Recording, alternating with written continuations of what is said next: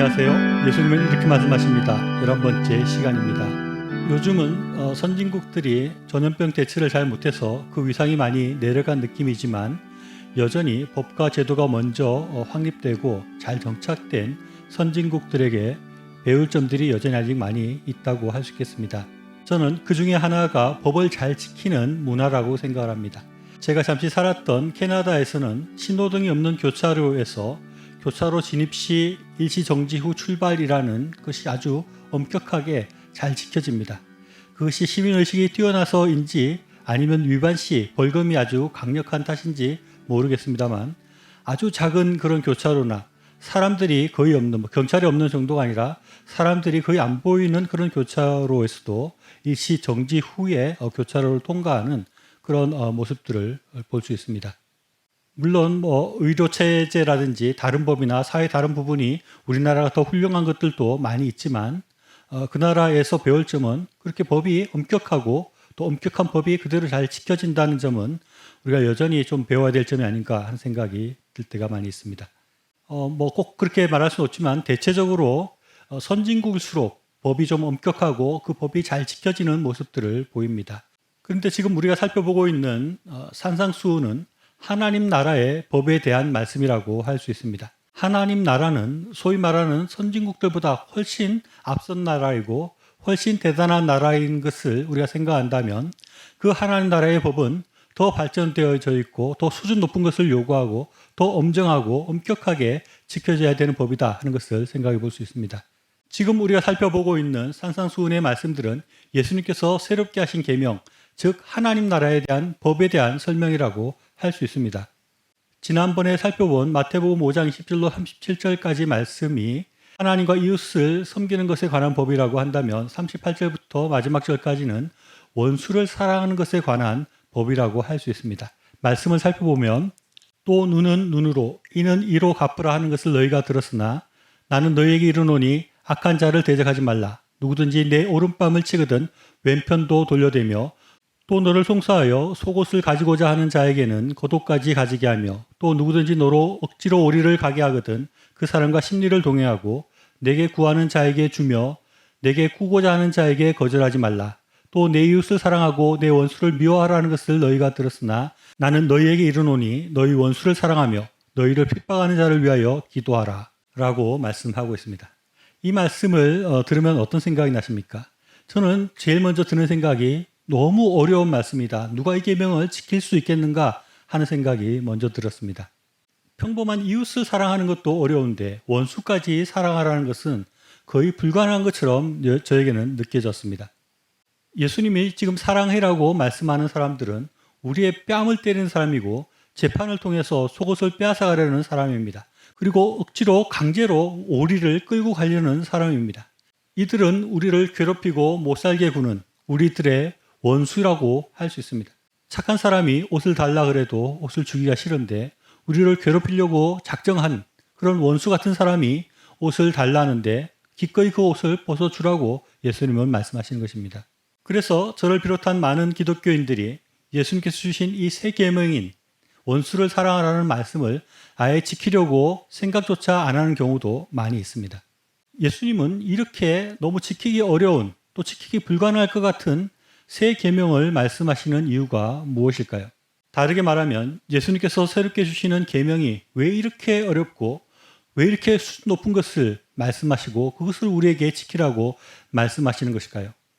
이어지는 말씀들에서 우리는 그 답을 유추해 볼 수 있습니다. 이같이 한즉 하늘에 계신 너희 아버지의 아들이 되리니 이는 하나님이 그 해를 악인과 선인에게 비추시며 비를 의로운 자와 불의한 자에게 내려주심이라. 너희가 너희를 사랑하는 자를 사랑하면 무슨 상이 있으리요? 세리도 이같이 아니하느냐? 또 너희가 너희 형제들에게만 무난하면 남보다 더하는 것이 무엇이냐? 이방인들도 이같이 아니하느냐? 그러므로 하늘에 계신 너희 아버지의 온전하심과 같이 너희도 온전하라. 예수님께서 말씀하시는 이 새로운 계명이 이렇게 어렵고 이렇게 수준 높은 이유는 이 법이 앞에서 말한 것과 같이 하나님 나라의 법이기 때문에 그렇습니다. 이 법은 하나님 나라 백성들이 지켜야 되는 법이기 때문에 어려울 수밖에 없고 수준 높을 수밖에 없는 것입니다. 우리가 이제까지는 세상의 수준 낮은 법을 지키고 살았는데 이제는 하나님 나라의 백성이 되어서 그 나라의 법을 보니 너무 지키기 어렵고 힘든 것은 어떻게 보면 너무나 당연할 수 있습니다. 그러나 우리는 그 법을 지켜야 하는 것입니다. 그것이 비록 힘들다 할지라도, 그것이 도대체 불가능할 정도로 우리에게 어려운 법이라 할지라도 우리는 이 법을 지켜야 됩니다. 그래야지 하나님 나라의 백성이 될 수 있고 그래야지 하나님의 아들이 될 수 있다고 예수님께서는 분명히 말씀하십니다. 예수님은 나아가서 하나님의 온전하심과 같이 우리도 온전해야 된다고까지 말씀하십니다. 이 말씀도 참 엄두가 나지 않는 말씀입니다. 우리가 어떻게 하나님과 같이 온전해질 수 있단 말인가 하는 그런 일입니다. 그러나 우리가 하나님의 백성이고 아들이라면 아버지와 닮아야 하고 아버지와 같아져야 하는 것은 너무나 당연한 것입니다.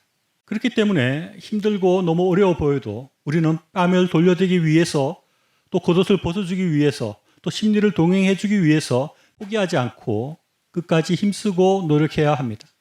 또 하나 여기서 생각해 봐야 할 것은 우리 기독교가 복을 비는 종교가 아니라는 것입니다.